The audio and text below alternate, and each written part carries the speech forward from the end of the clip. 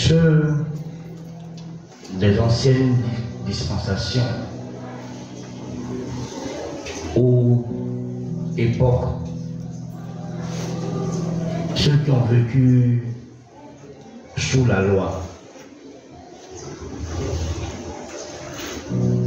qui a été la dernière dispensation avant que ne vienne la dispensation de la grâce et de la vérité. Eux viennent pour être bénis. Eux devaient poser des actes pour recevoir la bénédiction. Mais nous, ce n'est plus pareil.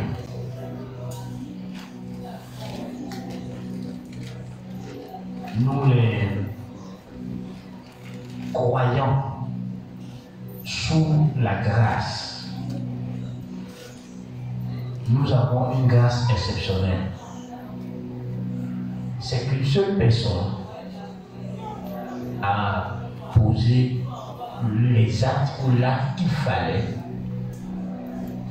et a obtenu de la part du Père toute bénédiction et qu'il a mis ces bénédictions en disposition. Donc, si tu es né d'en haut, né de nouveau, né de l'Esprit,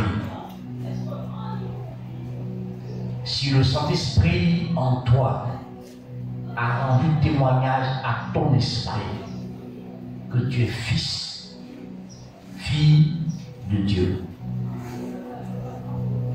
tu fais mal de te voir comme une personne maudite. Tu fais mal de te voir comme une personne privée de la grâce de Dieu, privée de la gloire de Dieu. La Bible dit que tous nos péchés sont privés de la gloire de Dieu. Mais nous, on a été pardonnés. On a été justifiés juste par notre foi en Jésus-Christ. Notre péché a été ôté.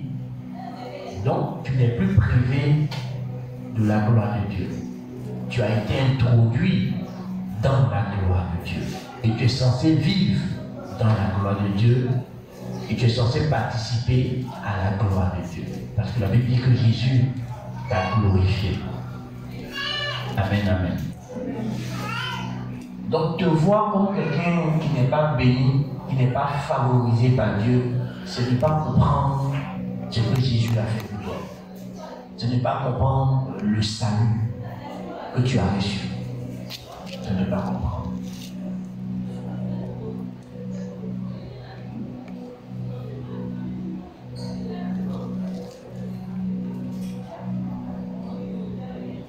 Ce n'est pas comprendre. Il faut comprendre. La Bible dit en Éphésiens chapitre 1, verset 3, loué soit Dieu, qui nous a bénis de toutes sortes de bénédictions spirituelles dans les lieux célestes en Jésus-Christ. Donc, dans les lieux célestes en Jésus-Christ, toutes sortes de bénédictions spirituelles. Donc, dans l'esprit, toutes sortes de bénédictions t'ont été accordées. Dans le règne de l'esprit, toutes sortes de bénédictions t'ont été accordées.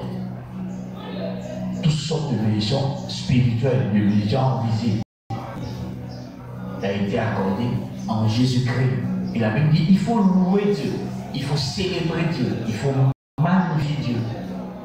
Parce que Dieu l'a fait. Je crois bien en Colossiens chapitre 1, verset 12, la Bible dit de rendre grâce à Dieu de ce qui nous a rendus capables d'avoir part à l'héritage des saints. Donc de rendre grâce à Dieu de ce qui nous a rendus capables. Donc tu es capable de posséder une partie de l'héritage des saints qui te revient à toi.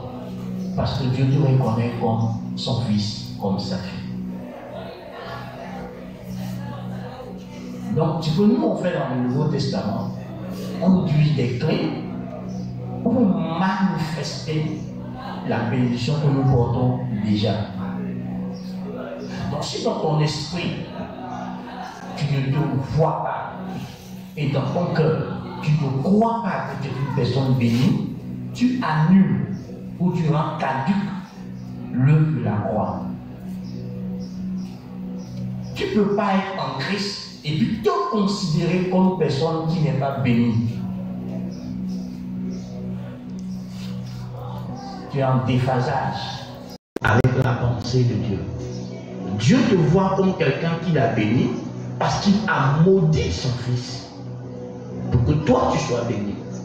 Galates chapitre 3, versets 13 à 14. La Bible dit que Jésus a été maudit, pendu au bois, parce que la Bible dit maudit soit quiconque est pendu au bois. Il a été maudit pour que toi tu hérites la bénédiction d'Abraham. Donc te voir comme quelqu'un qui est maudit, c'est annuler l'œuvre de la croix. Tu ne peux pas être en Christ et puis continuer de croire que tu es maudit. C'est que tu n'avais pas compris. Jésus t'a affranchi de la malédiction. Il y a eu un échange en Jésus. Il a pris ta malédiction et il t'a donné ta bénédiction divine. Donc tu es béni. Alors je ne dis pas aux gens, sois béni, je dis tu es béni. Quand il bénit, il ne dit pas à quelqu'un tu es béni, il ne dit pas que tu sois béni. Il ne dit pas ça au futur là-bas. C'est ce que tu es béni. Est-ce que tu te vois comme quelqu'un qui est béni? Maintenant, si dans ton esprit, la bénédiction, c'est uniquement l'argent et le matériel, c'est pour ça que tu te dis, je ne suis pas béni parce que tu ne vois pas que tu as beaucoup d'argent et tu as beaucoup de matériel luxueux.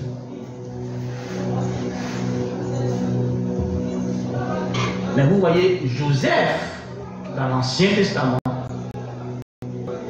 était béni et même source de bénédiction pendant qu'il n'avait aucun matériel, il n'avait aucun titre, il n'avait aucune position, il n'avait aucun argent, mais par lui, Dieu élevait davantage Potiphar.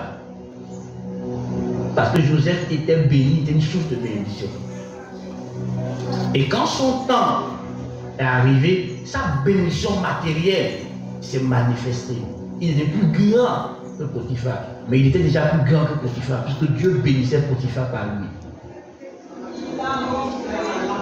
Et l'Église doit comprendre que nous sommes plus grands que ceux qui sont dans le monde. Ils ne sont pas plus grands que nous. Mais si dans ta tête, la bénédiction, c'est juste le matériel qui va et qui vient, Jacob a perdu tout le matériel avec lequel il était en train de voyager. Mais il est arrivé chez Laban et dès qu'il a été introduit dans la maison de Laban, Laban a découvert par divination que les choses avaient changé, que l'atmosphère de sa maison avait changé, sa vie avait changé, parce que Joseph transportait une présence étrange. Et pour garder Joseph, il était obligé de faire toutes sortes de magouilles, parce qu'il savait que Dieu bénissait sa vie à cause de Jacob plutôt. Donc vous regardez Jacob, Laban a fait toutes sortes de choses. Mais tu vois, eux, ils n'étaient pas nés de l'esprit.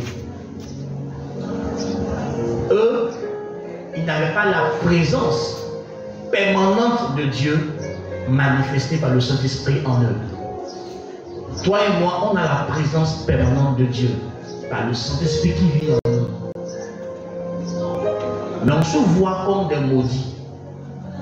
Dans notre tête, on est maudit. Dans notre tête, on n'est pas béni. Dans notre tête, on est privé de gloire. Alors que c'est nous qui portons la gloire, qui sommes censés la manifester. Comment tu peux porter Jésus en toi, le Seigneur de la gloire? Tu dis, je n'ai pas la gloire, je n'ai pas accès à la gloire. Pourtant, le Seigneur de la gloire vit en toi. Donc si tu n'es pas conscient, tu ne comprends pas. C'est vrai que je suis en train de parler de briser les difficultés financières, mais je veux que tu comprennes bien. Il y a des principes pour que tu les mettes en pratique, pour que la bénédiction que tu portes dans le visible se manifeste. Je ne sais pas pour te dire que tu n'es pas béni, je suis en train de te montrer comment manifester la bénédiction qui est en toi. C'est très différent. Donc si tu pries comme les croyants de l'Ancien Testament, tu ne comprends pas. Tu n'es pas le croyant de l'Ancien Testament, tu es le croyant du Nouveau Testament. Tu es né spirituellement et quand tu es né sous la grâce. Tu as accès à la grâce de Dieu. Et la Bible dit, avec Christ, on a reçu grâce sur grâce. Et tu continueras de recevoir grâce sur grâce tant que tu es lié à la personne de Jésus-Christ. Et c'est ce qui rend Jésus très précieux pour nous. Parce que Jésus est tout pour nous. Il est absolument tout pour nous. Frère, si tu as Jésus et que tu es conscient d'être dans une communion permanente et vivante avec Jésus, quand tu rentres devant le Père dans la prière, tu rentres avec la certitude que tu es déjà exaucé avant même de ouvrir la bouche. Parce que Dieu ne peut jamais dire non à Jésus. Et dans 1 Corinthiens, la Bible dit, il est le oui de Dieu. Jésus, il est le oui de Dieu. Le Christ, il est le oui de Dieu. Donc tu ne peux pas revêtir le Christ et te présenter devant Dieu. Et puis Dieu va dire, oh, vous voyez, j'avais prêché un terme, et que matin, Dieu m'a ouvert mon esprit d'une certaine manière. Avant, je disais que Jacob avait volé la bénédiction d'Ésaü. Et puis un matin, Dieu m'a montré que je n'ai pas compris. C'était une image des choses à venir. Ésaü était censé être l'aîné. Donc il avait droit à l'héritage. Jésus est notre aîné. Et nous étant cachés en Jésus-Christ, on a accès à Isaac, on a accès au Père, il nous apporte toutes sortes de bénédictions. Donc c'était juste une image. Que Dieu allait nous cacher en Christ pour que nous obtenions la bénédiction, nous obtenons l'héritage. Donc tu vois, tu casses. C'est même comme Jacob.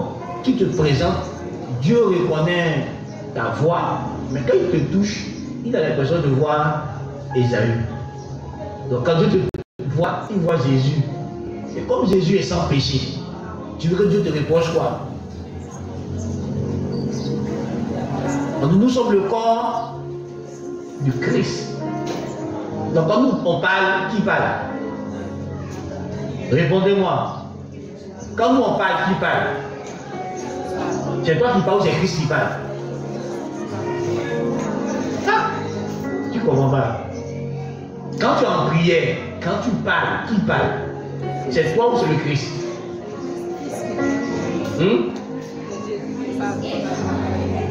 Vous regardez les voix là, ça me fait peur.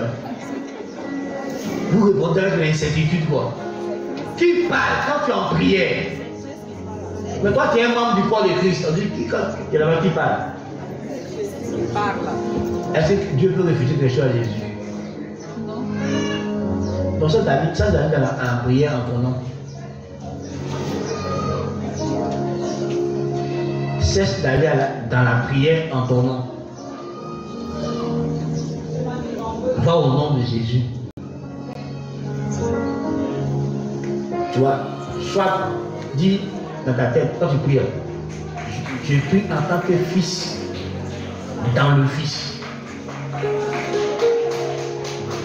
Donc c'est en tant que Jésus que tu pries. Parce que tu es son représentant légal et légitime. Donc si tu pries en ton nom, tu n'auras rien. Mais si tu pries en son nom, tu auras tout. Parce que son Père ne lui refuse jamais rien.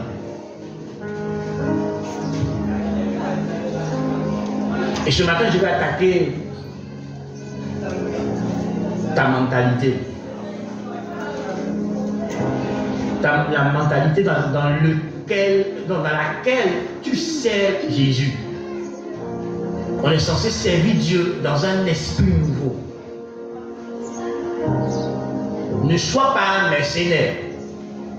Sois un fils qui sert son Père. Parce que servir Dieu et servir les autres est un moyen efficace d'être à l'abri de la pauvreté.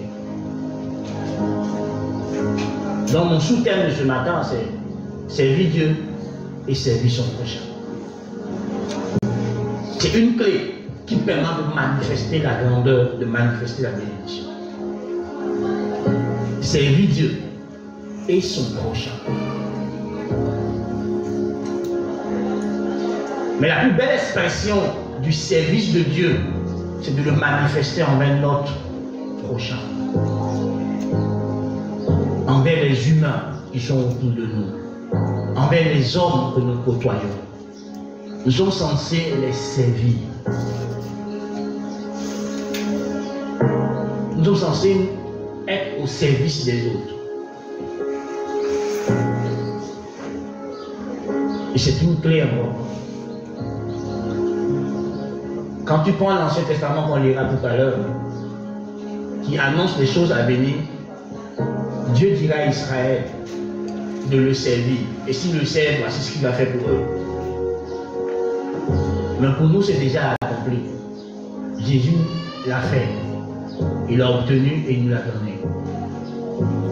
Donc en servant Dieu, nous permettons au Saint-Esprit de manifester la bénédiction que nous portons déjà.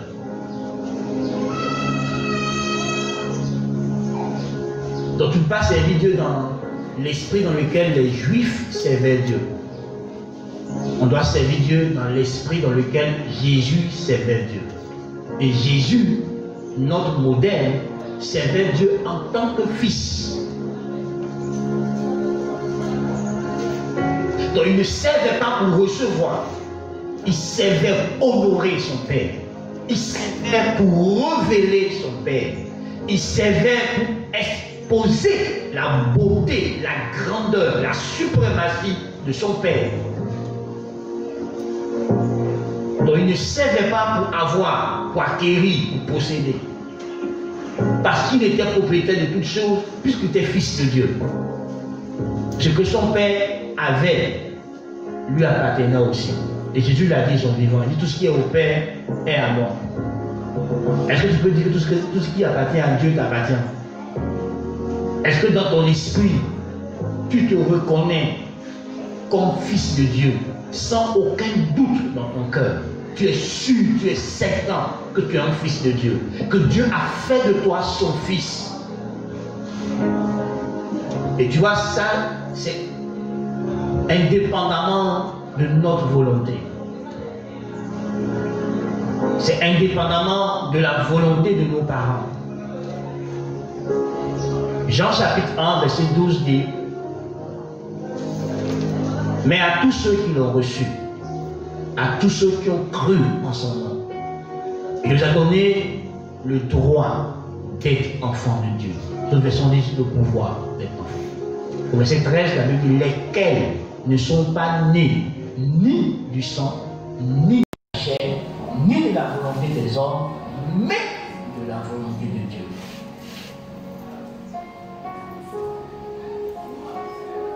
Donc c'est Dieu qui a voulu que toi tu sois son fils, que tu sois sa fille.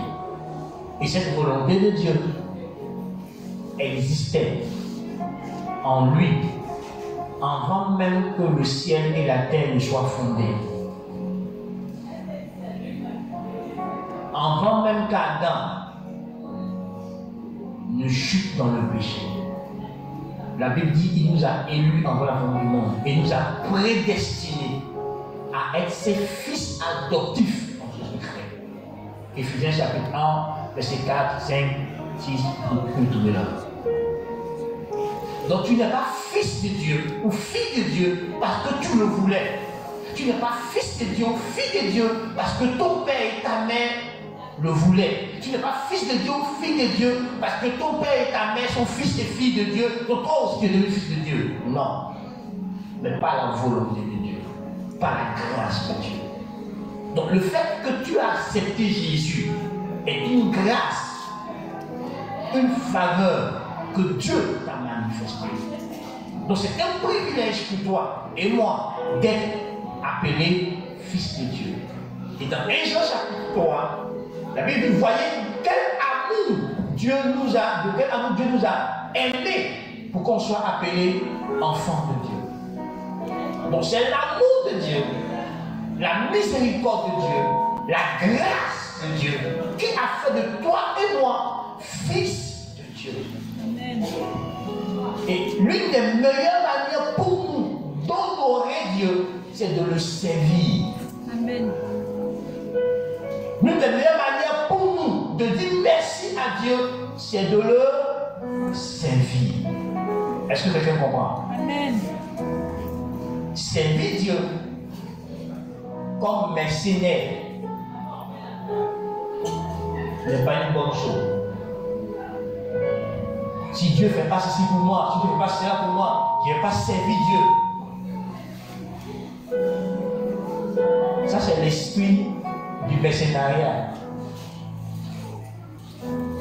Jésus n'a pas servi Dieu dans cet esprit. Et nous sommes appelés à servir Dieu comme Jésus l'a fait. Parce que nous sommes appelés à imiter l'exemple de Jésus. Jésus a servi Dieu en le servant en tant que son Père.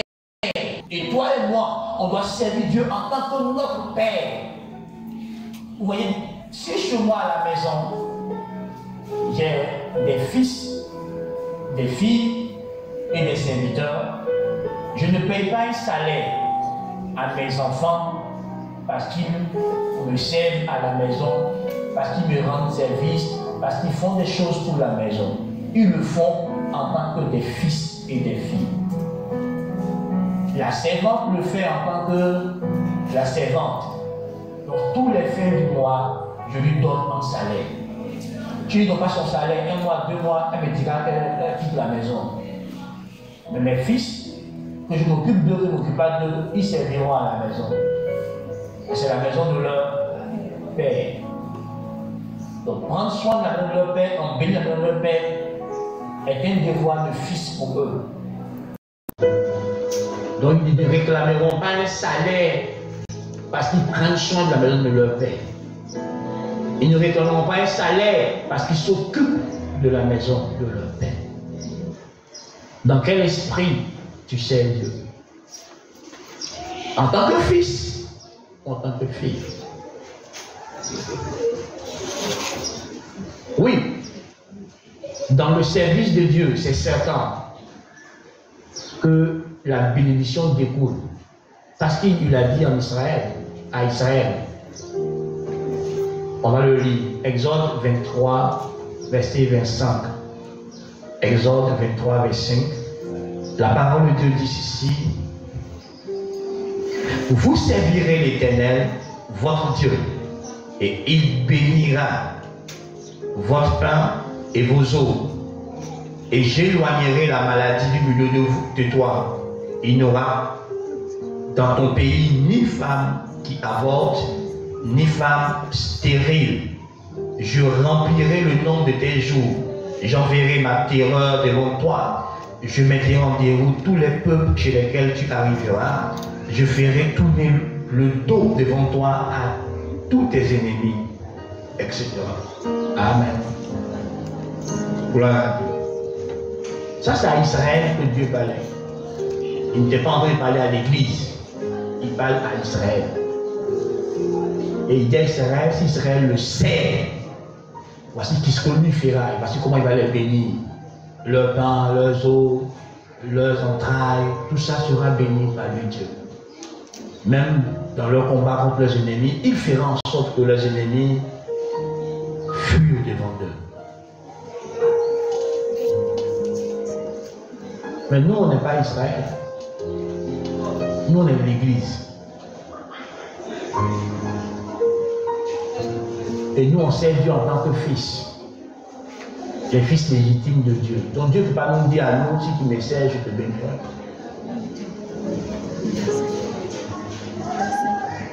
Pourquoi il ne peut pas nous le dire? Il nous a déjà bénis. Il a bien accepté de partager sa gloire avec nous. Il a fait de nous participants de sa nature. Participants de sa nature. Il a fait de nous héritiers de Dieu et co-héritiers à Jésus-Christ. Donc on a un droit dans notre filiation en tant que fils et fille de Dieu. Tout ce qui appartient à notre Père nous appartient. Donc nous, on ne sert pas Dieu pour recevoir de lui. On a déjà reçu toutes choses de lui en recevant Jésus-Christ. Donc on le sert pour l'honorer, on le sert pour le glorifier, on le sert pour le révéler aux nations, on le sert pour amener les hommes à le connaître, on le sert pour qu'il y ait un Dieu vivant qui existe, même créateur de toutes choses. Donc on ne sert pas Dieu parce qu'on veut avoir des bénédictions matérielles et financières.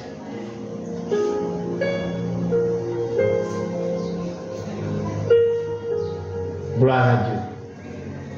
Donc toi qui es en train de servir Dieu, et quand on ne t'a pas donné offrande, on ne t'a pas donné soutien, je ne sers plus Dieu, tu es un mercenaire. Dis-le à ton voisin. Dis-le à ton voisin.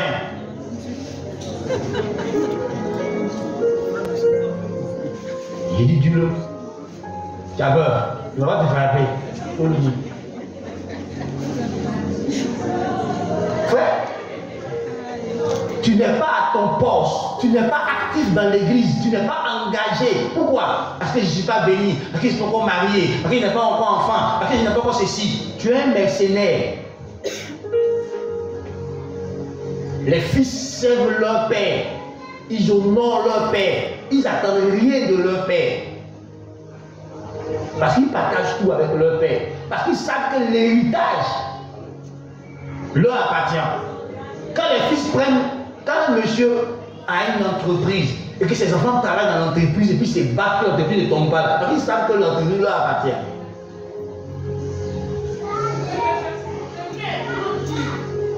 Mais les autres employés là, si ça chauffe, ils peuvent fortuner ailleurs.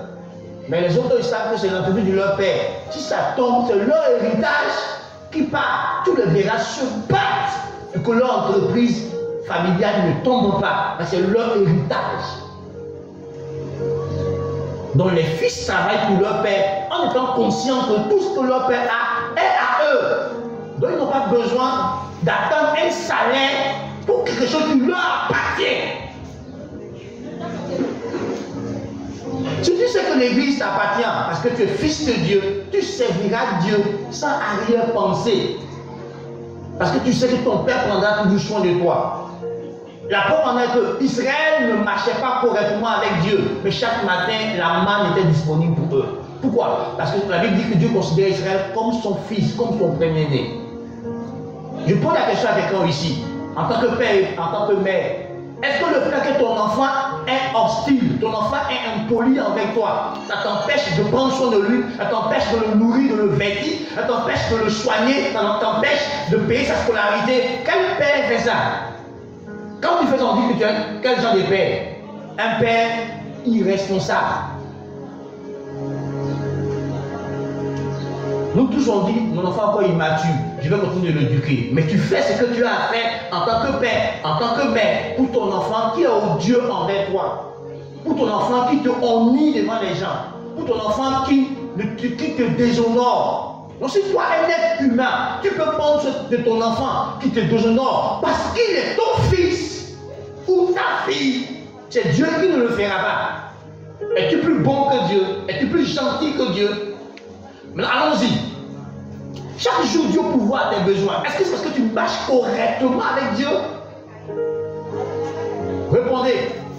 Si on veut tamiser nos vies, si on veut examiner nos vies, est-ce qu'il y a quelqu'un parmi nous qui s'est trouvé sans défaut, sans tâche? Donc Dieu pourvoit à nos besoins par plus grâce. Amen. Parce qu'il est notre Père. Il prend soin de nous. Donc quand vous conditionnez votre service de Dieu à votre bien-être, vous êtes des rois mercenaires et non des fils. Soyez mercenaires. si tu quittes la maison, je peux te le démontrer bibliquement. Les fils demeurent toujours dans la maison.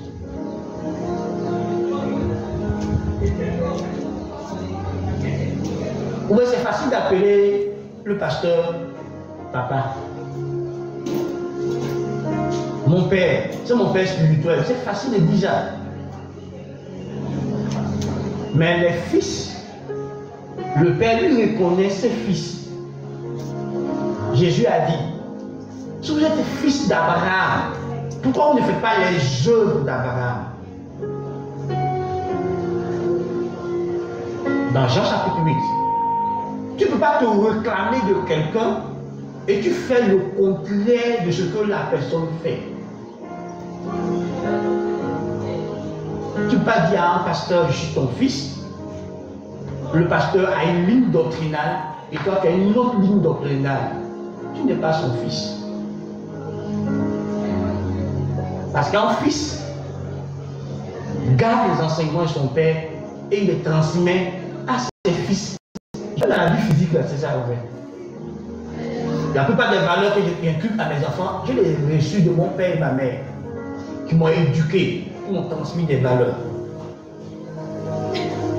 Et aujourd'hui, je crois en ces valeurs qui ont fait de moi l'homme que je suis. Alors je transmets ces mêmes valeurs à mes enfants, qui à leur tour transmettront à leurs enfants, et ainsi de suite. Donc tu ne peux pas dire que celui-ci est mon père et tu es différent de ton père. Tu es différent de ta mère. Donc si tu dis que tu es fils de Dieu, on doit voir les valeurs de Dieu en toi. Dieu peut pas être amour et toi tu n'es pas amour. Tu peux pas être bon et toi tu n'es pas bon. Tu peux pas être véridique et toi tu n'es pas véridique. Dieu peut pas être humble et toi tu n'es pas humble et te réclamer de Dieu. Si tu es fils de Dieu, tu dois avoir les valeurs de ton Père en toi. Et ce sont les fils qui manifestent leur Père, qui révèlent leur Père. Jésus a révélé le Père. C'est ça que la Bible dit qu'il est l'image du Dieu invisible. Il est l'expression, le reflet de Dieu, l'empreinte de la personne de Dieu. Donc quand tu veux connaître Dieu, tu regardes Jésus. Celui qui m'a vu a vu le Père. Frère, tu ne peux pas dire que je suis quelqu'un et tu fais le contraire de ce qu'il fait. Tu crois différemment de ce qu'il fait. Et quand c'est le même monde d'appeler les gens mon père spirituel, mon père spirituel, on t'appelle mon père spirituel. Le frère, écoute-moi. Quand j'étais plus jeune dans le ministère, je croyais ça. Mais maintenant, je suis trop expérimenté pour croire en quelqu'un qui m'appelle son père, lui au monde est différent. Non. Parce que le père communique à ses enfants ses valeurs, les choses auxquelles il croit. Parce que les valeurs sont des choses pour lesquelles tu es prêt à mourir.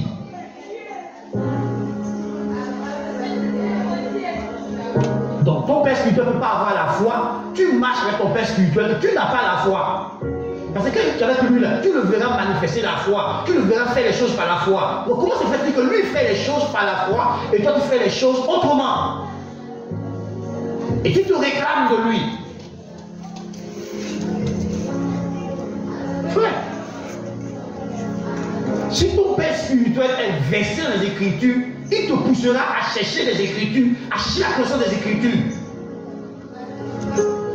La plupart de mes fils vont payer un livre, comme moi. Je les introduis à ça, à leur payer un livre. Je les oblige à payer un livre. Parce que je crois en ça. Je les oblige à aller à des conférences, à des séminaires. Parce que je vais à des conférences, à des séminaires, parce que je suis à la recherche de la connaissance. Donc je les amène à faire la même chose. Tu ne peux pas être le fils de quelqu'un. Et ton père a des valeurs, tu n'as pas les mêmes valeurs que ton père, et tu te réclames de lui. Frère, écoute-moi. Ton père peut être un homme de prière, tu ne peux pas une femme un homme de prière. Tu vas chez ton père spirituel, il est en prière. Tu es assis là, il est en prière. Pendant des heures, il est en prière. Tu vois, tu retournes sans l'avoir vu. Et toi, tu n'as aucune vie de prière. Ton père spirituel est un homme de prière. Ta ta mère spirituelle, une femme de prière, un homme de jeûne, une femme de jeûne, et toi tu n'es pas en train de copier ça, mais tu te réclames de lui. Tu n'es pas son fils. Un fils peut être différent de son père. Un enfant peut être différent de ses parents. Moi, quand je me connais l'éducation, quelqu'un dit regarde comment il se comporte, et puis j'imagine ce que ses parents ont fait. On dit non, c'est la faute des enfants. Non, moi je dis, c'est pas un langage personnellement. C'est ta responsabilité de père d'inculquer à ton enfant. La Bible n'a pas dit il faut éduquer l'enfant simplement. On dit inculque à ton enfant. Inculque-lui. Donc fais en sorte que l'enfant épouse, adopte ton enseignement, inculque-lui. Donc tant que ton enfant ne suit pas ton enseignement, tu n'as pas encore réussi ta mission de père, ta mission de mère. Tu dois lui inculquer l'enseignement. Donc ça veut dire que toi-même, tu dois vivre devant ton enfant ce que tu lui dis. Pour que l'enfant imite ce que toi tu es.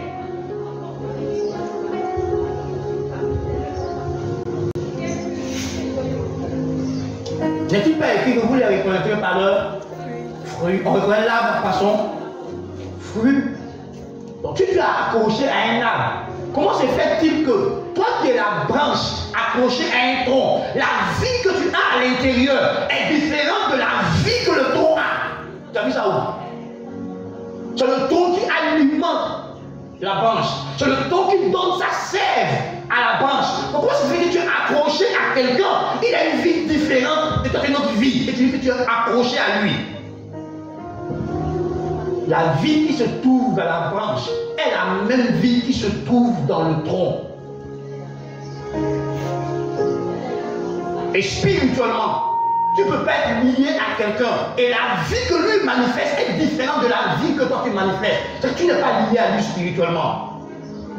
On peut se promener ici sans être connecté, sans être lié. La vie que nous avons est une vie spirituelle. Donc ton père spirituel ne peut pas dégager une vie que toi tu ne dégages pas. C'est que tu n'es pas connecté à lui spirituellement. C'est pas le fait de dire daddy, tu fais de toi son fils. Quand tu passes du temps avec lui, c'est quoi il t'apprend, c'est quoi il t'enseigne. Quand tu enseignes sa vie, c'est quoi il vit, c'est quoi il démontre, c'est quoi il manifeste. Et tu es censé manifester la même chose. Même en plus grande dimension. Donc si nous sommes des fils de Dieu, Dieu doit être manifesté par nous. Dieu doit être révélé par nous aux nations.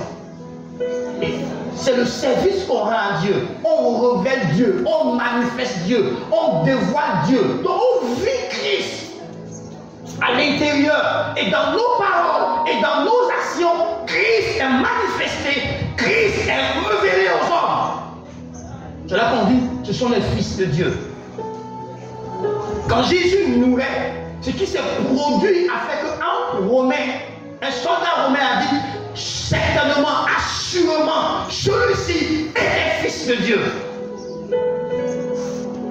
Qu'est-ce que tu manifestes pour que les gens savent que tu appartiens à la famille de Dieu, tu es citoyen du royaume des cieux? Est-ce que dans ton comportement, Jésus-Christ transparaît? Nous le servons pour le révéler aux nations. Nous le servons pour le démontrer aux nations. Donc si tu n'es pas capable de montrer aux gens Christ, il y a un problème. Est-ce que les païens peuvent te confondre au Christ? Comme ça a été le cas des apôtres à Antioche. On dit ceux-là, ce sont les chrétiens, petits Christ, les Christ en miniature. Est-ce qu'il y a un païen qui vit autour de toi? Est-ce qu'il y a un païen qui te côtoie? Est-ce qu'il y a quelqu'un qui est étranger à la vie de Dieu? Parce qu'il te côtoie, découvre la vie de Dieu. Pour que toi tu possèdes la vie de Dieu, tu manifestes la vie de Dieu. C'est ça la vie éternelle. C'est la vie qualitative de Dieu en nous. C'est la vie de Christ en nous. C'est la vie de Dieu en nous. Tu es appelé à vivre pleinement Dieu, à manifester Dieu. Et le service que tu rends aux nations, c'est de révéler Dieu qui te porte à l'intérieur. En quoi es-tu servi Dieu? Est-ce que les gens voient Dieu? Est-ce que les gens touchent Dieu au travers de toi? Est-ce que les gens vivent Dieu au travers de toi? Est-ce que quelqu'un expérimente la bonté de Dieu, l'amour de Dieu, la fidélité de Dieu, par toi tes actions, par toi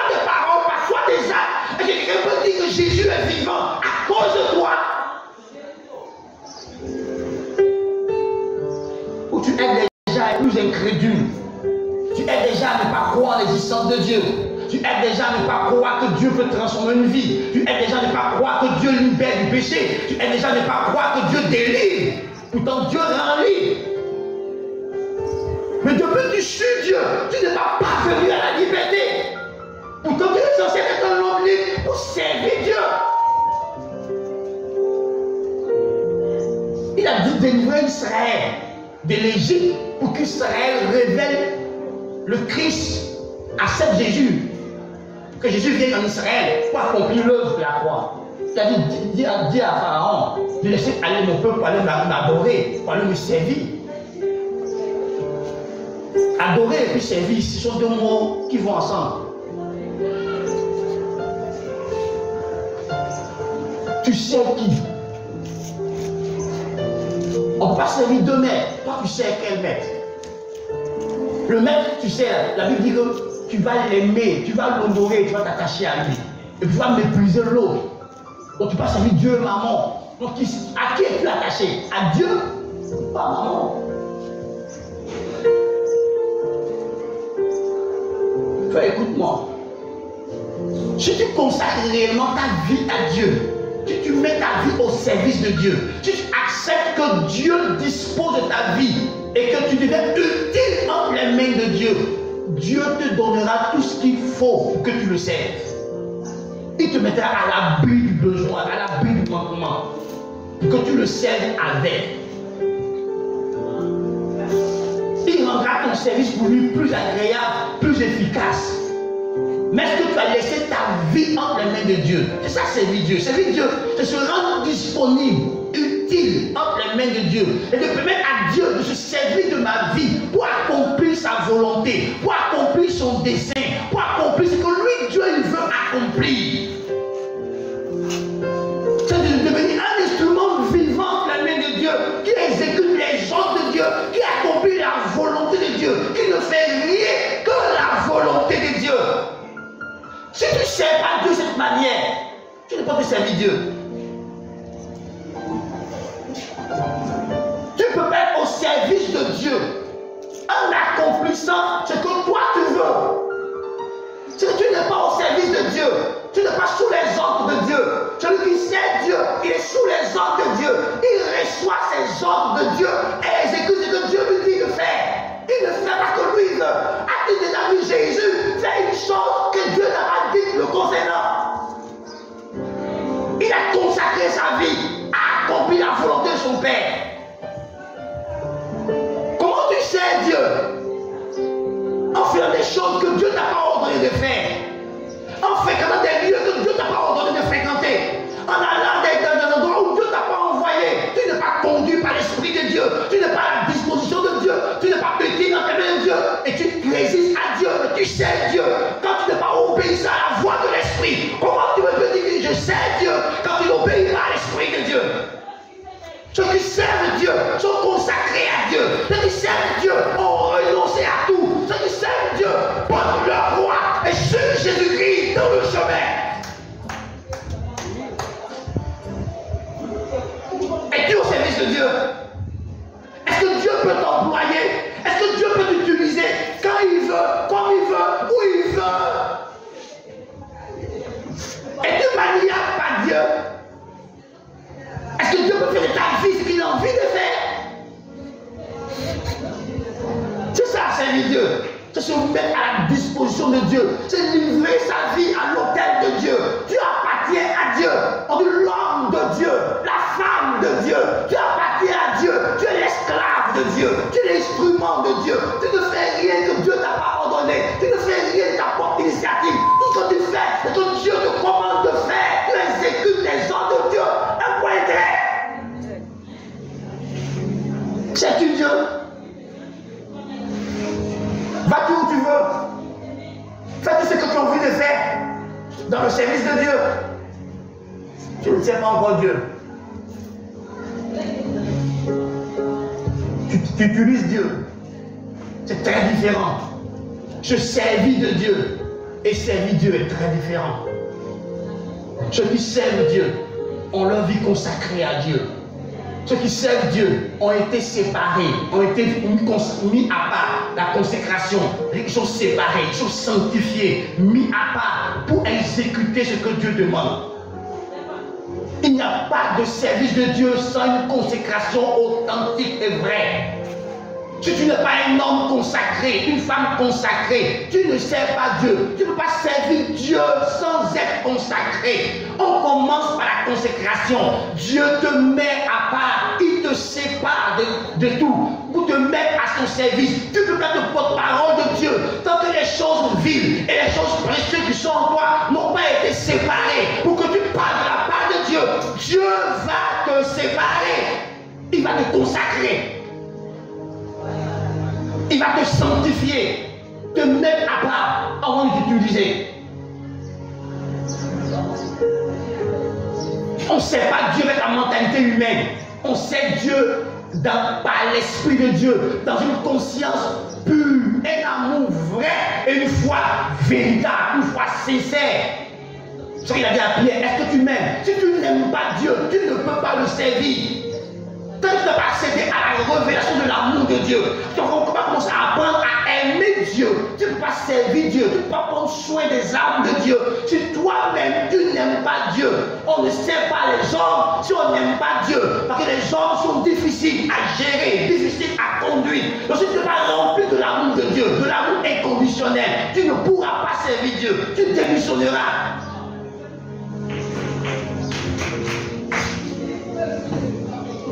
Frère, sers-tu Dieu ou te sers-tu de lui? Est-ce que tu es au service de Dieu ou tu te sers de Dieu pour atteindre tes objectifs, tes rêves, tes projets à toi? Ou est-ce que tu sers Dieu? Servir Dieu, c'est suivre le plan de Dieu pour sa vie. C'est suivre le plan de Dieu que Dieu a pour toi. Tu le découvres et tu le suis et tu l'accomplis toute ta vie. Servir Dieu, c'est exécuter un mandat divin, un mandat que tu as reçu, une commission que tu as reçue. Donc tu ne peux pas servir Dieu si tu n'as pas été envoyé par Dieu.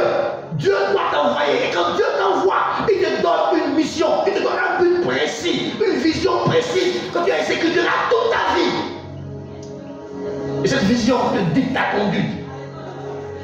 Cette vision te dicte tes choix.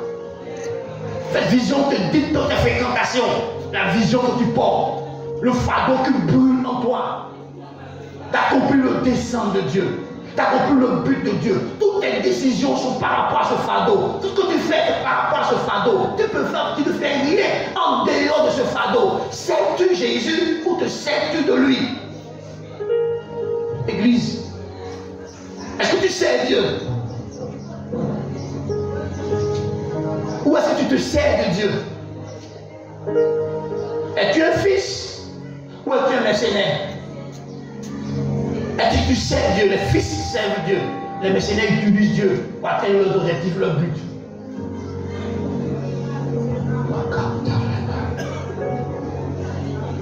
Est-ce que tu sers Dieu? On sert Dieu dans l'esprit qu'on est déjà béni. Parce qu'on est fils. On sert notre Père. Notre Père prendra soin de nous. Quoi qu'il va arriver. Donc je n'ai pas besoin de diluer l'évangile, de falsifier l'évangile.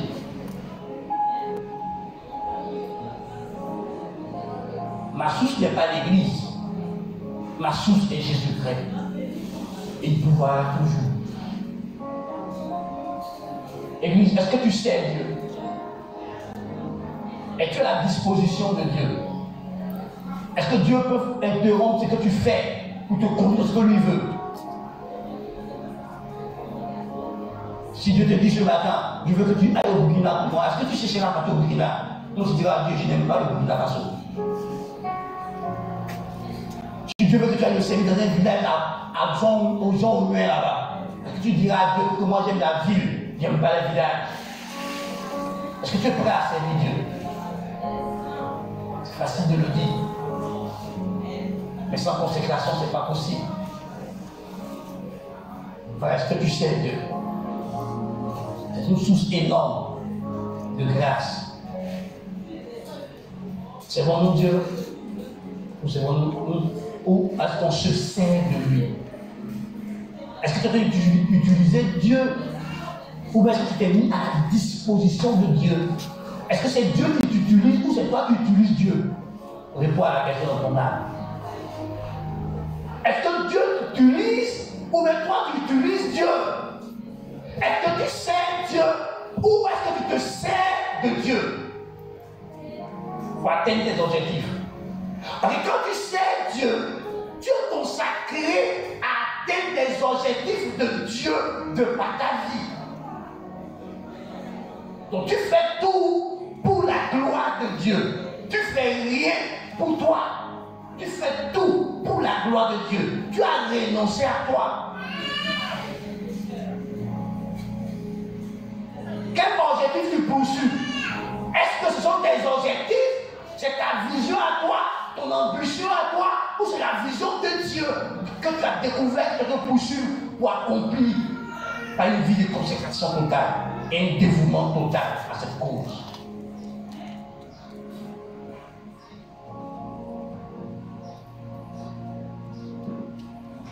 Est-ce qu'on communique ce matin? Amen. Est-ce que tu es là? Amen.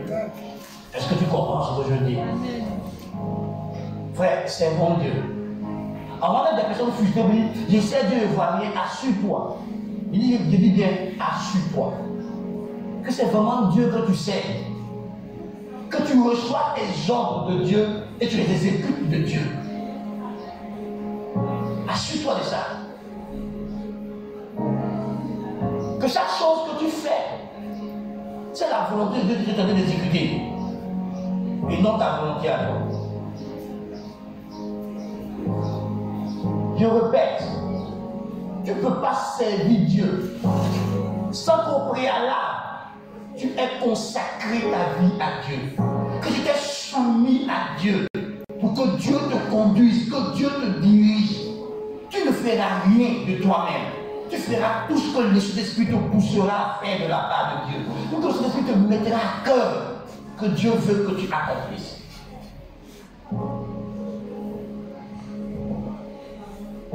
Frère, écoute-moi. On peut accomplir un ministère à la base, c'est le marketing. Et on peut accomplir le ministère de l'esprit. C'est très différent.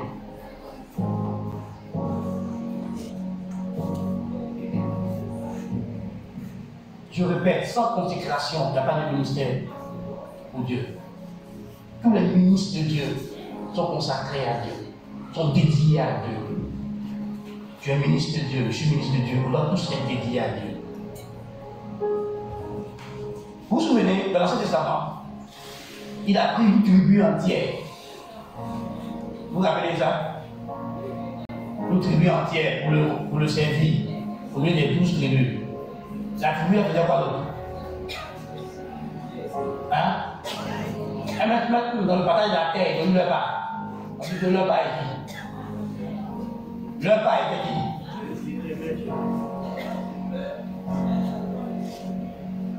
Tu ne peux pas servir Dieu et partager. Il te veut entièrement à lui. Tu dois le servir avec un cœur dévoué. Donc, quand il te place, par exemple, dans une société, quand il te place dans un pays, il te place dans un quartier, il te place dans une entreprise, il te place dans une école, dans une université, c'est ton champ de mission. Tu es censé le révéler là, à ta vie. Là où tu es, dans les ténèbres où tu marches, tu es la seule lumière de là-bas. Et tu es censé éclairer les gens par tes paroles et par ton style de vie. Donc si tu es au milieu des médecins, quand les médecins te regardent, ils doivent voir que tu es différent. Tu es un médecin différent, tu es un infirmier différent, tu es un délégué différent, tu es quoi encore? Une sage-femme différente, une aide-soignante différente des autres. Parce que tu es la seule lumière au milieu d'eux. Tu es censé révéler Christ partout où tu es. Tu es le témoin de Christ. Et tu portes le témoignage de Christ partout où tu vas. Dans tes actions, soit ça jette le discrédit sur le témoignage de Christ, ou ça honore le témoignage de Christ. C'est-tu Dieu? Dis-moi, quel est le mandat que tu es en train de remplir? Quel est le mandat que tu es en train d'exécuter?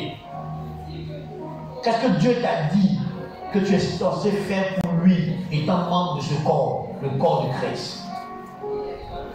Tous les membres du corps de Christ ont un ministère, ont un service à rendre à Dieu, ont un service à rendre aux hommes. Quel service tu rends à Dieu? Est-ce que de par ta vie, des gens sont en train d'être sauvés? Est-ce que de par ta vie, des gens sont en train de connaître Dieu? Est-ce que de par ta vie, des gens sont en train de grandir, à mûrir dans le marche avec Dieu? Tu dois servir Dieu, frère. Tu dois servir Dieu, mon frère. Ma soeur, nous devons servir Dieu. Il nous a sauvés pour qu'on le serve.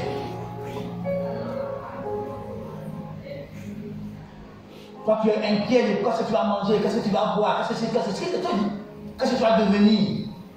Mais c'est inclus, caché dans le service de Dieu. En servant le Seigneur, tu seras surpris des choses que Dieu a préparées pour toi. Des choses qu'il a préparées pour ceux qu'il est. Que le Saint-Esprit va te révéler. Écoute-moi, si tu n'es pas engagé dans le service de Dieu, tu continueras de vivre la misère. Il a dit que Dieu bénit le pain et l'eau. Le pain et la nourriture. Ceux qui servent Dieu ne manquent pas de nourriture. Ceux qui servent Dieu ne manquent pas de reproduction. Parce qu'il dit qu'il les rendra féconds. Ils se reproduisent. Et plus tu portes du fruit, plus Dieu te montre que tu en portes encore et encore et encore. Servons Dieu, mes frères. Il y a tellement de bénéfices à être utiles entre les mains de Dieu.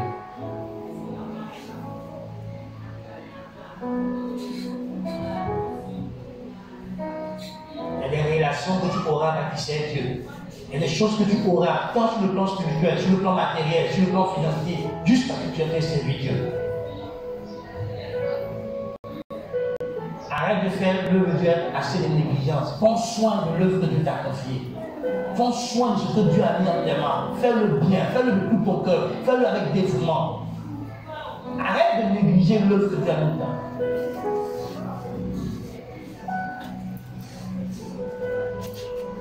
Mais comme je disais tout à l'heure, l'une des meilleures expressions de servir Dieu, c'est servir son prochain. Parce que Dieu, on ne le voit pas. C'est le prochain qui nous rappelle Dieu. Chaque être humain porte l'image de Dieu. Donc ton frère te rappelle Dieu. La Bible dit que si tu dis que tu aimes Dieu et que tu aimes ton frère que tu vois, comment l'amour de Dieu est en toi? Donc l'une des meilleures manières de manifester le service de Dieu, c'est servir les autres. Et Jésus a dit, si quelqu'un parmi vous, vous pouvez dans Matthieu 23, 11 à 12, si quelqu'un parmi vous veut être le plus grand, qu'il soit quoi? Le serviteur des autres. Que quelqu'un parmi vous veut être le premier, qu'il soit l'esclave des autres. Donc si tu veux la grandeur, l'un des secrets de la grandeur, c'est de servir autrui et de servir les autres. Pas de ces gens, de les servir, de devenir utile pour eux, de te disposer pour que Dieu t'utilise pour eux, de devenir un instrument de bénédiction entre les mains de Dieu pour les gens. Ta vie doit bénir les autres. Ta vie doit être utile aux autres. Non se servir d'eux. Tu te mets à leur service. Toi, servir les autres, c'est mettre les dons que j'ai reçus de Dieu à leur disposition. Servir les autres, c'est mettre les dons que j'ai reçus de Dieu à leur service, à leur disposition. Alors dans 1 Pierre chapitre 4, 1 Pierre 4, à partir du verset 8.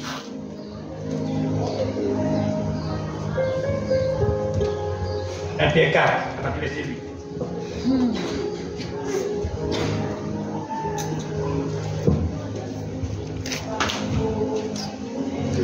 Un Pierre 4, verset 8, on y est. Avant tout, ayez les uns pour les autres une ardente charité, car la charité couvre une multitude de fautes.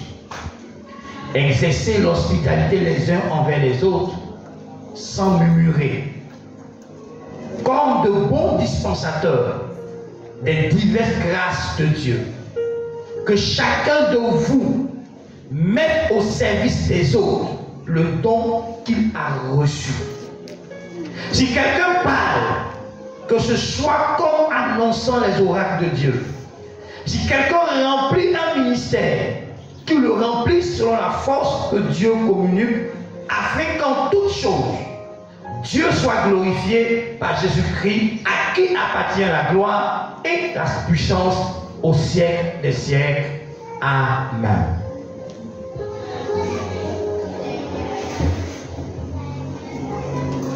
L'apôtre Pierre dit qu'avant toute chose, on doit s'aimer les uns les autres avec un profond amour, un amour profond, un amour brûlant, un amour ardent, un amour profond. Cet amour profond qu'on aura les uns pour les autres fera qu'on pourra mutuellement se pardonner nos fautes. Car l'amour couvre une multitude de fautes. Si on s'aime ardemment, si on s'aime de l'amour de Dieu, l'une des caractéristiques de l'amour de Dieu, l'amour pardonne tout. Je répète, l'amour pardonne tout. C'est vrai ou c'est faux? Est-ce que ton amour pardonne tout? Est-ce que l'amour que toi tu as, ça pardonne tout? Ou il y a des choses que ton amour pardonne, des choses que ton amour ne peut pas pardonner. C'est que tu n'aimes pas encore de l'amour de Dieu. L'amour de Dieu pardonne tout. L'amour de Dieu excuse tout. L'amour de Dieu supporte. Oh. Hein? L'amour de Dieu fait quoi? Supportant. Excusant. Pardonnant. Pour nous, on a comment? Hein? Donc, l'amour d'abord comment? On supporte en moitié. Est-ce qu'on supporte, est-ce qu'on ne supporte pas? Est-ce qu'on pardonne, est-ce qu'on ne pardonne pas? On supporte ce que tu m'as dit. Il te dit peut-être, moi mon amour là, ça a une limite. Où tu vas là, il faut t'arrêter. Si tu vas le matin, tu vas voir ce que tu fais. La Bible dit aimons-nous d'un amour ardent, qui soit capable de tout pardonner, de couvrir la faute des gens, d'excuser les gens, de pardonner les gens par amour. Comme Dieu nous a pardonné par amour. Et si on s'aime, ça sera facile pour nous, comme de bons dispensateurs de Dieu, comme de bons administrateurs de Dieu, de bons gestionnaires de Dieu, de mettre au service de l'autre la grâce que j'ai reçue de Dieu, le don que j'ai reçu. Donc je dois mettre à ton service les dons que j'ai reçus de Dieu, et tu dois mettre à mon service les dons que toi tu as reçus de Dieu. Donc on doit mutuellement se servir. Servez-vous les uns.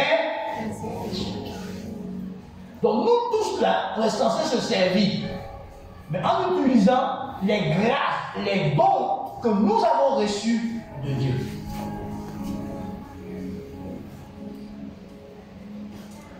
Est-ce que tes dons servent autour de toi? Est-ce que tes dons servent, à commencer même de ta propre maison? Est-ce que tes dons servent les membres de ta famille, les membres de ta maison? Est-ce que tes dons servent ton mari, tes dons servent tes enfants? Est-ce que tes dons servent ta femme et tes enfants? Avant que tu sortes pour aller au dehors, chez toi à la maison, est-ce que tes dons servent?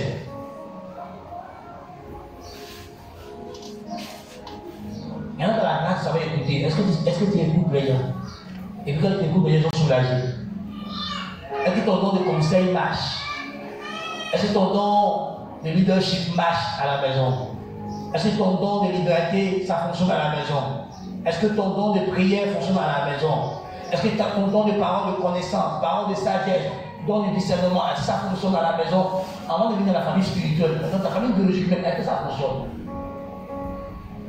Est-ce que les membres de ta famille bénéficient du don que tu es? Parce que chacun d'entre nous sommes un don à une famille. Tu as le don de Dieu à ta famille. C'est une bénédiction pour les membres de ta famille. Mais est-ce que les membres de ta famille biologique expérimentent la bénédiction que tu es pour eux? Est-ce que c'est pourquoi Dieu a permis que tu sois membre de cette famille-là? Cette famille-là profite de ça. Est-ce que tes frères, tes soeurs bénéficient de ton intercession, de ta vie de prière? Est-ce que par ta prière, Dieu est en train d'agir dans ta famille? Est-ce que par tes dons, tu envoies des orientations prophétiques aux membres de ta famille par rapport à la destinée de Dieu pour leur vie? Tu es en bénédiction aux autres familles, mais pas à ta famille. Mais la Bible dit que si tu ne prends pas soin des siens, tu es pire que moi. Donc Dieu nous demande de prendre soin des siens, de nos maisons. Si nous sommes vraiment des hommes de foi, des femmes de foi, ça commence chez nous en famille, chez nous à la maison. Est-ce que quelqu'un de ta famille est en train de bénéficier de ton ministère, de tes dons? Qui peut témoigner que notre frère, notre soeur chrétienne, et depuis qu'elle est chrétienne, est d'une vraie bénédiction pour la famille? C'est elle qui fait que la famille est réunie, c'est elle qui fait qu'on s'entend, c'est elle qui fait que... Mais on va de ta famille, on dit c'est toi qui fais parler de ta famille. C'est toi qui divise la famille. Toi, l'ambassadeur de Christ qui est censé réconcilier les gens, c'est toi qui désunis les gens, qui divise les gens. Tu es l'ambassadeur de l'Église, hein? Tu es pour Christ ou pour qui? C'est toi l'ambassadeur de Christ dans la famille, celui qui a le ministère de la réconciliation, qui est à la base de tous les conflits dans la maison. Ah! Sérieux? C'est pas bon? Toi la fille de paix, toi l'homme de paix, toi qui es censé procurer la paix, parce que le Fils de Dieu procure la paix. C'est toi qui es à l'origine des troubles, des querelles, des bagarres, des histoires dans ta famille. Comment tu veux que les membres de ta famille viennent à l'église ici? Ils sont à décourager même. Ah bon, on va parler du bonjour au pasteur. Pardon, moi tu vas dire, ton fidèle est dit à même, ton fidèle a converti. Converti, il a d'abord converti, converti. Donc vous fermez la porte de l'évangile, ce n'est pas là-bas. Et j'allais dans un endroit, rendre visite à un de mes fils au travail. Et puis on me dit, ah, tu es pasteur? Ah, moi tu veux que tu sois mon pasteur aussi. Il dit, mais pourquoi? Non, mais lui là, il a trop changé. Toi tu es mon pasteur, toi même son pasteur, il a une partie, le monsieur m'a dit. Parce que si tu ne connaissais pas, il a dit, c'est toi qui vas m'apprendre comme ça. Il a quand même la tête. Donc je pense que je m'imagine ma tête. C'est quoi faire à la maison? Pourquoi on me dit ça? Ah! C'est quel ministère qui ira là-bas? En moins d'être zélé à l'église ici, il faut être zélé à la maison d'abord. En moins de daddy, il faut respecter ton mari d'abord. Là, si je vais là-bas, on va bien m'honorer. On va regarder un de bordel.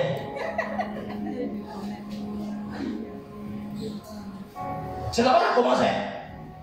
On est serviteurs et servants de Dieu chez nous à la maison. Servons nos enfants, servons nos maris, servons nos femmes avant de sortir. Quand on sort là, notre voisinage. C'est quoi tes voisins disent de toi? Israël, ils ont commencé à Samarie. Répondez-moi, les apôtres ont commencé où? Non, c'est à Samarie. C'est pas Samarie. C'est Samarie ou non? Pour ça que témoignent de Jésus en Samarie, en Judée, et ils étaient la terre avant de revenir à Jérusalem. C'est pas ça? Ils ont commencé à Jérusalem. Toi, quand Jérusalem a dit quoi de toi? Les membres de ta famille, tes voisins, disent quoi de toi? Donc quand on se trouve, on va faire porte à porte. C'est le passion des chrétiens qu'on connaît. On va voir. Tu as capté tout l'évangile nous donner. Non. Donc il y a une de nos églises à l'intérieur. Donc tous sont préparés, tout le monde. Parce que ça va plus d'envoyer les gens. Quand on a l'église de on ne va pas, pasteur. Les fidèles sont revenus au pasteur. Pasteur, voici. Mais la soeur, elle reconnaît. Elle dit, ah, mais quand tu viens à l'église, on vient là. Et qu'elle a changé. Et puis c'est elle maintenant on l'utilise. Elle fait la paix à tout le monde. On donne pardon à tout le monde. Tout ce qui est fait par là, on l'a envoyé faire donner pardon. Pourquoi tu vas pas chercher un comportement? Les gens vont venir à l'église. Il est dans le terrain, elle se bat là. Elle sera obligée de changer. Parce qu'elle ne peut pas venir à l'église. Et puis, c'est juste sa conscience. Elle a changé. Elle a changé. Elle va travailler sur elle, elle a été faite par les gens. On s'est une femme douce. Les gens vont venir à l'église. Aujourd'hui, la chrétienne à la maison, on a mis sur des prières. Mais on va sur des prières. On l'oblige à changer. Sinon, tu es obstacle à l'évangélisation. Frère, comment tu bloques l'évangile?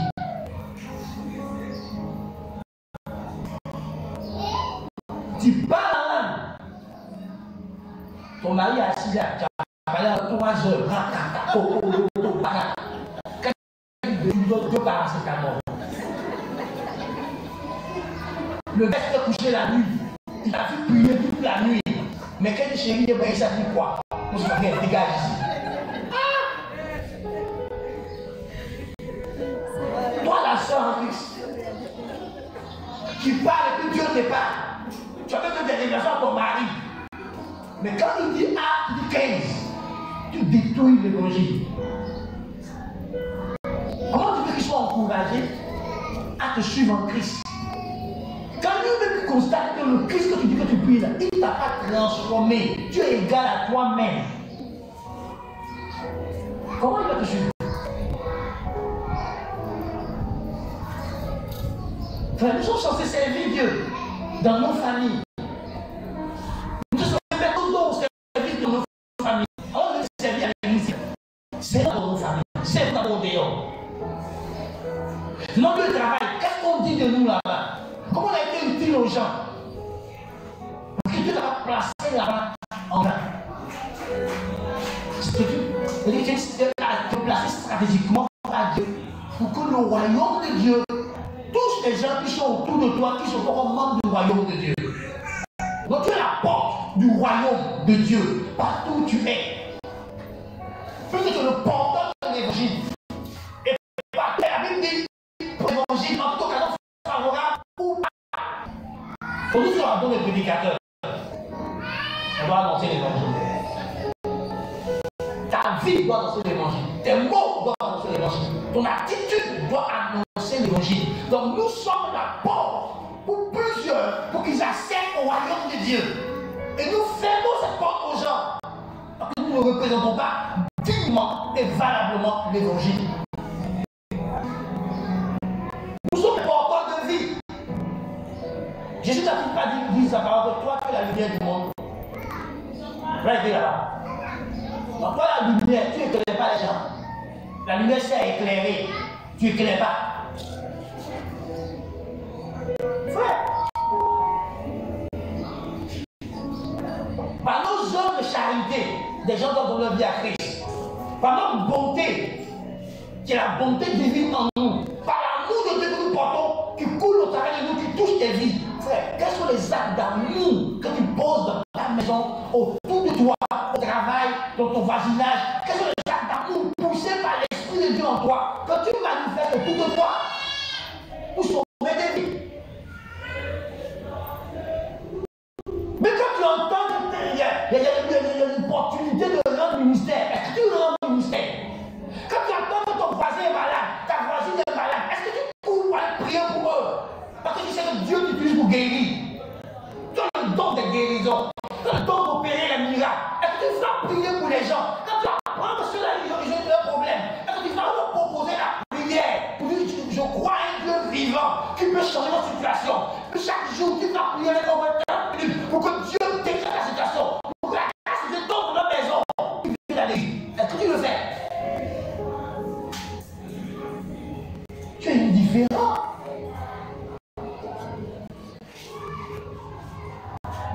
Tu es capable de manifester la compassion de Dieu.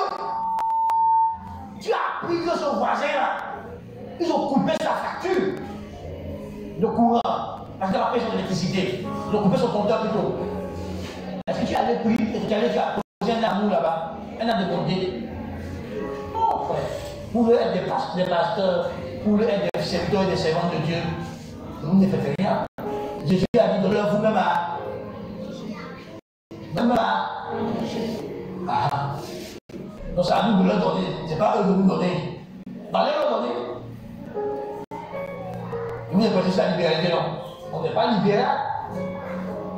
Mais la liberté, ce sont les dons où on reçoit rien. On le fait pour l'avancement du royaume. Est-ce que tu le fais? Tu as tellement d'occasions autour de toi de rendre ministère. Tu rends ministère. Tu as pardonné les malades. Tu as le don de guérison. Mais si tu n'as pas le don de guérison, tous les chrétiens qui ont cru dans l'évangile, quand ils opposent des noms malades au nom de Jésus, Jésus est guéri. Donc tu peux guérir. Quand tu as le don de guérison, ou que tu n'as pas le don, mais par ta foi en l'évangile, tu peux guérir quelqu'un. Quand tu as pardonné les malades de ton quartier, est-ce que tu vas te présenter pour prier pour lui? Pour que la puissance de Dieu se révèle aux gens. Quand tu apprends que cette mère pleure, parce que son enfant est drogué, est-ce qu'il va proposer à cette mère des séances de prière, d'intercession, pour que son enfant drogué soit transformé par la puissance de la prière et qu'il rencontre Jésus? On a des occasions dans nos quartiers de rendre ministère. Tout ne se résume pas à l'argent.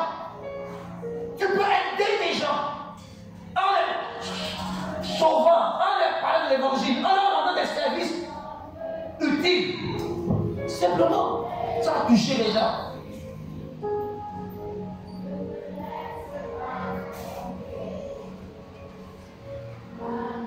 Et ce acte, au passage, peut bouleverser la vie de toute une famille.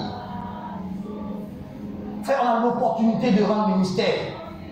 Mais on est tellement égoïste, tellement centré sur nos intérêts personnels, qu'on ne considère pas l'intérêt des autres. Mais Jésus a fait de nous ses ambassadeurs. Si on ne se préoccupe pas des autres, comment on va accomplir la mission de Jésus? Comment on va accomplir la mission de témoin, la mission d'ambassadeur, la mission de lumière du monde? Comment on le fera, mes frères? Si on ne s'intéresse pas aux autres, si on est regroupé dans notre vie chrétienne, on tous est nous, autour de nous. Et les gens qui périssent, qui meurent, on est équipés pour eux, on a des dons surnaturels pour eux, on a des capacités pour eux. On refuse de le mettre au service des autres.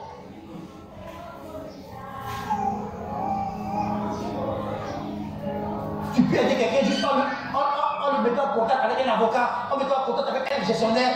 C'est un service. Tu peux trouver une bonne servante pour quelqu'un qui souffre dans les servantes, tu trouves une bonne servante pour elle. C'est un service. Tu peux changer sa vie. Il y a plein de gens dans le monde qui manquent d'amour, qui souffrent, qui manquent d'amour, qui n'ont pas le véritable amour. Nous, on a le véritable amour, on est le porteur du vrai amour, de l'amour divin. Mais on ne permet pas cet amour divin en nous de toucher des vies, de toucher des familles, de toucher des gens qui en ont besoin. Il y a des gens qui pleurent la nuit. Le matin, ils se font semblant de rire, mais la nuit, ils pleurent. Il y a des gens qui ne se sentent pas aimés. Ils ne se sentent pas aimés par leur famille. Ils sont rejetés par leurs parents. Parce que leurs parents n'ont pas toléré une erreur de leur part. Je connais une jeune fille, son père l'a mis dehors juste pour qu'elle tombe enceinte. Et nous, à Force Square, on l'a touché avec l'évangile. On l'a pris quand une maman de l'église l'a hébergée. Et puis, les responsables de l'église sont sur le force son papa pour qu'il lui pardonne. Aujourd'hui, l'engagement de elle a resté la maman, on veut qu'il lui pardonne.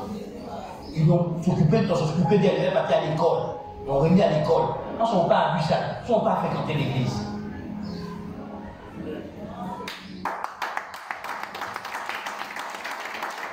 Quel genre d'amour vous avez? Pourquoi votre amour ne parle pas? On a reçu le don de l'amour. Donc on doit mettre ce don-là au service des gens. Tu sais qui est l'amour de Dieu que tu as? Tu touches quelle vie? Quelle vie tu touches? Des gens souffrent autour de toi. Quelle vie tu touches? Quelle femme que tu as consolée? Quel jeune homme que tu as consolé? Quelle veuve que tu as consolé? À qui tu as montré la bonté de Dieu qui est en toi? À qui tu as montré l'amour de Dieu qui est en toi? À qui tu as montré qu'il est possible pour les changer? Frère, j'ai aidé des gens que tout le monde a dit qu'ils ne peuvent pas devenir bon quelqu'un. On les a rejetés. Moi, j'ai pris l'engagement d'être avec eux. Et Dieu les a transformés. Ils ont mis la croix en eux. Et puis ils ont changé, puis c'est vrai que vous pensez qu'ils ont été confus. Frère, qu'est-ce que tu es en train de faire pour les autres? Tout n'est pas seulement que l'argent. Oui, il y a des moments où on fait des services à partir de l'argent, mais il y a beaucoup de services qui n'ont rien à voir avec l'argent. Qu'on peut rendre aux gens. On peut permettre à l'amour de Dieu, on peut permettre au don spirituel qu'on a de visiter des gens. Frère, tu peux aller à l'hôpital, et puis des gens qui sont couchés là, qui n'attendent que la mort par ton canal, vont reprendre vie, parce que tu vas arrêter le parcours de la mort en détruisant la maladie qui est en train de détruire. Tu as un don de guérison, tu as un don de miracle. Tu as la foi, au travers de ta foi, tu peux opérer des miracles, tu peux guérir des malades, tu peux aider une jeune fille qui est convaincue que seule la prostitution peut la rendre heureuse, que ce n'est pas vrai. Tu peux la lever de la prostitution, tu peux lui montrer le chemin du travail, le chemin de faire des efforts à son propre argent, à acheter son fonds, au lieu de se vendre. Qu'est-ce qu'on fait? Il y a plus de dire aux églises. Le social, c'est parce que l'église a abandonné que l'État a fait ça. C'est l'église qui doit faire ça. Et la Bible dit que la vraie religion consiste à faire quoi? À visiter les orphelins et les veuves dans leur affliction. Nous on fait ça. On a démissionné. On n'a pas visité aux prisonniers. On ne va pas visiter aux pauvres. On ne va pas visiter aux malades. Jésus a dit, vous n'avez pas servi. On dit pourquoi? Il dit à chaque fois que vous avez vu quelqu'un qui était malade, quelqu'un qui buvait, quelqu'un qui n'était pas habillé, ça montre n'est pas ça. Frère Église, tu as des dons. Et à cause de tes problèmes,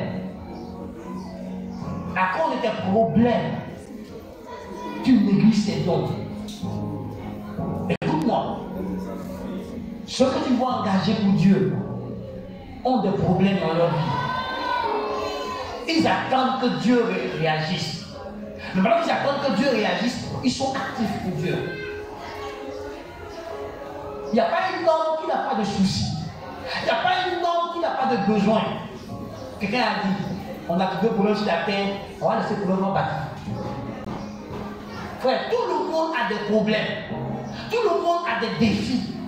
Tout le monde a des besoins qui ne sont pas encore comblés. Mais malgré ça, cet homme parmi nous se lève pour servir Dieu. C'est pas qu'ils ont beaucoup, mais parce qu'ils ont compris l'amour de Dieu. Alors ils servent Dieu.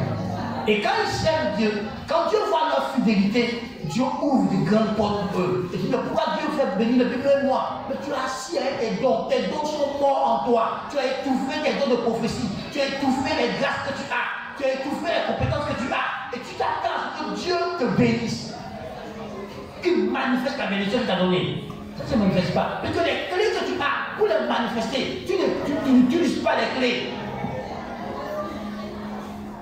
Le prophète Zadi, avant d'aller évangéliser, il a trouvé sa femme. Le pasteur Antoine, avant d'aller évangéliser, il a trouvé sa femme. Non, d'abord, il a commencé, mais il a créé un groupe pour aider les gens qui ont téléphone. C'est dans le groupe, il a aidé les gens qui ont téléphone, dans laquelle c'est mis. Et puis ils sont vus, et puis il a commencé à évangéliser. Il a bien évangélisé. Est-ce que tu comprends ce qu'il dit? J'ai des bénédictions financières qui sont liées à des personnes que j'ai évangélisées, que j'ai encadrées. Quand ils sont entrés dans ce que Dieu voulait pour eux, aujourd'hui, eux, ils me bénissent en retour. Mais au départ, ce n'était pas ça le but. Mais j'ai servi Dieu en les servant eux. Quand la nuit, je venais à l'église, et puis eux, moi, on veille, on prie ensemble, on jeûne, je jeûne pour eux. Aujourd'hui, ces personnes nous sont utiles. J'ai été utile. Aujourd'hui, eux, ils apportent l'appareil. Toi, tu fais quoi? Tu ne peux pas servir les gens. Tout se résume pas à l'argent. Comment tu aides les gens? J'ai aidé des foyers en détresse à ne pas divorcer. J'ai ramené des foyers au bord du divorce. J'ai entendu le dossier de divorce.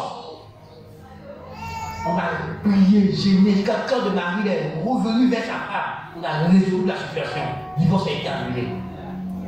Ils sont heureux aujourd'hui. Le monsieur me dit, pasteur, merci. C'est une belle femme quand il est père, pasteur.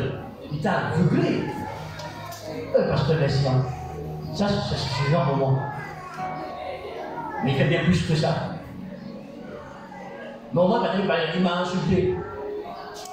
Il m'a traité de tous les noms. Il était tellement en colère qu'il a exprimé sa colère contre moi. Il pouvait être vexé. Parce qu'il est entré dans mes 15 mètres. Il m'a humilié, il m'a rabaissé. Mais j'ai dit qu'il faut sauver le foyer pour Dieu. Aujourd'hui, il a oublié, il est heureux. Enfin, tu payes quel prix pour aider Dieu à atteindre ses objectifs? Les gens qui étaient possédés par les démons, moi pour une fille, possédée à un niveau pas possible. Elle ne pouvait pas dire non à un garçon. Mais aujourd'hui, elle est mariée, mais également elle est fidèle à son mari. Parce qu'on a pleuré devant Dieu pour sa délivrance, pour sa restauration. Quand son cœur s'est ouvert à Jésus, elle a été transformée. Aujourd'hui, elle est utile dans la maison de Dieu. Frère, celui qui est en face de toi, tu ne sais pas ce qui sera pour Dieu. Donc, accepte de servir Dieu et de servir ton prochain. Ouais, les gens qui m'ont servi ont fait de moi le pasteur que je suis. Aujourd'hui, moi, tu sais. Les gens ont payé des prix pour que je devienne ce que je suis. Ils ont pleuré devant Dieu. Pour que les forces des ténèbres qui me tenaient me lâchent, pour que je sois libre et que je marche avec Dieu. Et nous sommes en bénédiction à plusieurs personnes. Mais quelqu'un a payé le prix pour que je sois le pasteur que je suis. Quelqu'un continue même de payer le prix, de prier, de jeûner pour moi, pour que je grandisse dans l'onction. Quelqu'un continue de m'enseigner pour que je continue de grandir dans l'onction. Pour que ce soit une bénédiction pour plusieurs personnes. Frère, servons Dieu. On a des capacités en nous. On a des compétences en nous. On a des expertises qu'on peut mettre au service des autres. On peut aider les autres à devenir de meilleures personnes. On peut aider les autres à devenir une meilleure version d'eux-mêmes. Mettons-nous au service les uns des autres. Par nos conseils, par nos paroles d'encouragement. Frère, écoute-moi, c'est plus facile de critiquer que d'aider. Et c'est facile de porter jugement que d'aider. Que de venir placer son dos et puis l'autre va monter sur ton dos, tu vas le porter jusqu'à ce qu'il guérisse et qu'il puisse marcher lui-même. C'est facile. Il y a plein de personnes qui sont dans la prostitution, pas parce qu'ils voulaient être dans la prostitution. Et des choses qui sont passées dans leur vie qui vont briser. Et ils sont impuissants face à ces choses, ça les a conduit à la prostitution. Je connais des filles qui se sont prostituées parce qu'elles ont été violées à plusieurs reprises et violées par des membres de leur famille. Donc, se sentant brisées, détruites dans leur image d'elles-mêmes, elles se livrent à n'importe quel homme, elles se voient comme des objets sexuels. J'en ai aidé certaines par la relation d'elles à se reconstruire, à sortir de cette prison. Fais-toi des compétences. Prends tes compétences, aide des gens. Aidons. Le bienfait n'est jamais perdu. La Bible dit, jette ton pain à la surface des eaux. Avec le temps, tu le retrouveras. Aidons les gens. Soyons disposés à servir. Servir égale à aimer. Tu ne peux pas dire que tu aimes et tu ne sais pas. Si tu aimes, tu vas servir. Si tu aimes Dieu, tu le serviras. Si tu aimes ton prochain, tu le serviras. Servons-nous les uns les autres. Servons-nous sans arrière-pensée. En appliquant ça dans ta vie, tu seras surpris des bienfaits, des retombées du fait de servir les autres, du fait d'être utile pour les autres. J'ai tenu mes propos de rendre une balle, cette dame de net. Elle était institutrice. Elle a passé toute sa vie à servir ses élèves. Ceux qui avaient une fourniture, ça arrangeait ses mêmes moyens à leur offrir des fournitures, à compléter leurs fournitures. Ceux qui avaient des difficultés de les bâtir, après les cours, elle leur consacrait du temps pour résoudre leurs difficultés. Et toute sa vie, elle l'a fait. Et à sa vieillesse, elle ne pouvait pas payer son prêt bancaire. On voulait lui arracher sa maison. Et ses élèves sont devenus maintenant des adultes qui travaillaient, c'était avocats et autres, ont appris. Et ils ont fait une collecte. Non seulement pour racheter sa dette, pour que sa maison ne lui soit pas arrachée, et puis ils lui ont donné encore plus d'argent pour qu'elle puisse vivre avec. Mais c'est dans sa vieillesse. Elle a consacré sa vie à les servir. Et ses enfants ont été marqués par ça. Et le juge nous l'opportunité de nous rendre l'appareil.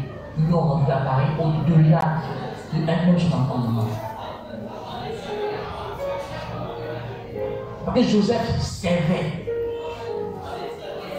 dans la prison. Que les chansons s'est rappelées au Dieu au Pharaon. Il connaît quelqu'un. Mais il a utilisé son don d'interpréter les songes. Il a interprété leurs songes. Et c'est ce même don qu'il a mis au service des pharaons. Il a interprété le songe des pharaons. Après son don d'administration, son don de leadership s'est manifesté en Égypte. Il a été béni. Et sa famille a été bénie. Si tu souffres, mon frère, et tu souffres, ma soeur, parce que Dieu a déposé des trésors en toi que tu es en train d'étouffer, que tu es en train de tuer, que tu refuses que ces dons-là se manifestent. Ces dons-là ne sont pas des ornements. Ces dons-là sont en toi et ont des buts précis. Lorsque tu vas utiliser les dons que Dieu a mis en toi, lorsque tu vas utiliser les capacités, les ressources que Dieu a mis en toi, tu verras ta vie être embellie à différents domaines. Parce qu'il y a des hommes et des femmes autour de toi qui ont besoin de tes capacités, qui ont besoin de tes connaissances, qui ont besoin de ton expertise, qui ont besoin que tes dons se manifestent. Ça attirera des catégories de personnes que tu n'imagines même pas. Mais tant que ces dons ne vont pas se manifester, ne viendront pas à toi. Tu fais mal d'étouffer tes dons. Tu fais mal de ne pas exercer tes dons. Tu fais mal de les cacher, de les étouffer. Tu fais mal de ne pas oser. Moi, j'ai été choqué. Je causais avec 3 personnes. Les 2 d'entre eux ont fait des études en économie. Puis on parlait de la gestion des finances personnelles. J'étais en train d'expliquer.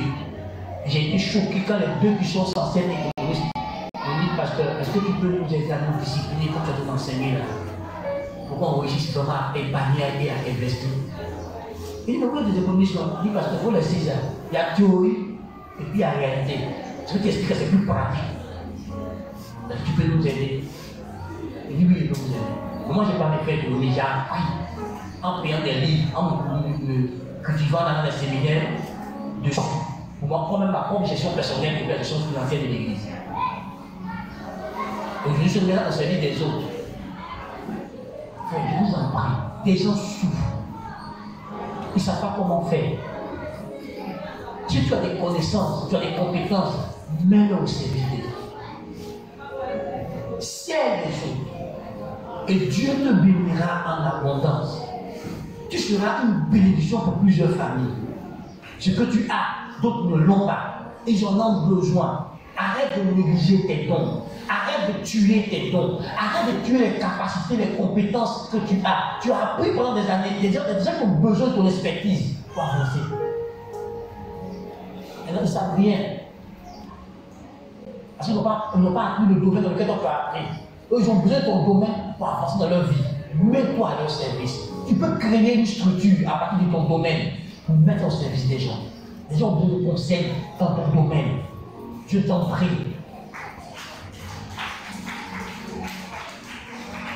En servant les autres, tu auras de l'argent. Vous voyez, ceux qui font contact nous servent. Pour qu'on puisse communiquer. Mais ils ont l'argent en retour.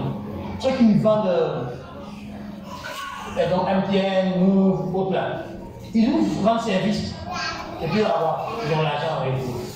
Et grâce à eux, on peut communiquer. On peut payer des unités pour communiquer. Ils ont créé des fils dans le sol, dans la mer, tout ça, pour qu'on communique des pays à nos pays. Mais ça leur rapporte de l'argent.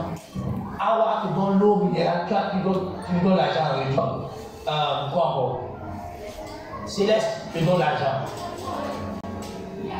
Ils donnent l'eau minérale, non, tu peux mettre tes services, tes compétences au service des autres, ça te rapportera de l'argent. Ceux qui savent tresser, tressent en retour, elles ont de l'argent. Mais si, moi je connais des gens qui savent tresser, ils ne tressent pas. Ils n'en font rien avec. Je vois des femmes qui savent préparer, bien préparer comme des professionnels de cuisine, mais elles ne font rien avec. Quand elle a l'argent dans sa main, elle ne fait rien avec. Mets tes dons au service des gens. crées une structure pour conseiller les gens en droit, pour conseiller les gens en expertise informatique ou expertise comptable ou autre, tu auras de l'argent. Réfléchissons. Mais en servant les autres avec ce que Dieu nous a donné, ça nous enrichit. Les musiciens servent avec la musique. Beaucoup ont été bénis à partir de ça. Les humoristes nous servent avec leur talent d'humoriste à pouvoir décompresser, à pouvoir nous relaxer, à pouvoir vaincre nos stress. Mais tu vois le spectacle, on nous paye 50 000. On paye pour les agents là-bas. Parce qu'on veut se relaxer, on fatiguer des soucis. Mais votre mis leur talent, et ça t'aide à te relaxer, mais en retour, ça te donne de quoi vivre et de quoi se réaliser. Tu as des compétences, tu as des talents. Mets-le au service des autres. Et en retour, tu verras ce que Dieu te rapportera. Et toute la sagesse que tu as, mets-le au service des autres. Je t'en prie. Dieu t'a béni, Dieu t'a instruit, Dieu t'a développé, Dieu t'a équipé, t'a rempli. Sers-toi de ça pour embellir ta vie. Pour ça, on va dire, on fait le service embelli. Développe un esprit de service envers Dieu, envers les hommes. Et tu verras que le service va embellir ta vie. Que Dieu nous bénisse.